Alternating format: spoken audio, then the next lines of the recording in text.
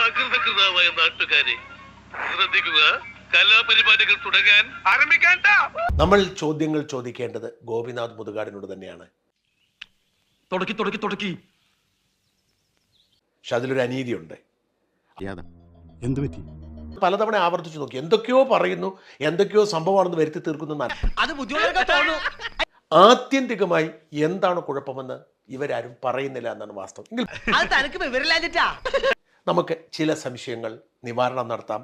അദ്ദേഹത്തോട് തന്നെ ചോദിച്ച് ഈ ചില കുറിപ്പുകൾ വായിക്കുമ്പോൾ എനിക്ക് വിശ്വാസമാണ്,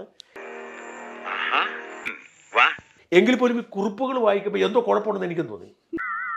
എന്തോ കുഴപ്പമുണ്ടല്ലോ പറഞ്ഞ അങ്ങനെയല്ല, ഇതിനേക്കാൾ ലാഭമുള്ള ഇടപാടായതുകൊണ്ടാണ് ഇതിലേക്ക് വന്നത്. ശരി, എനിക്ക് പേടിയൊന്നുമില്ല, ഇപ്പോഴല്ലേ കാര്യങ്ങളൊക്കെ മനസ്സിലായേ. ശരിക്കും പറഞ്ഞ സാമ്പത്തികമായി എന്തെങ്കിലും ലാഭമുണ്ടോ ഈ പ്രക്രിയ? പേടിക്കണ്ട, ഞാനൊരു അക്ഷരം പറയത്തില്ല.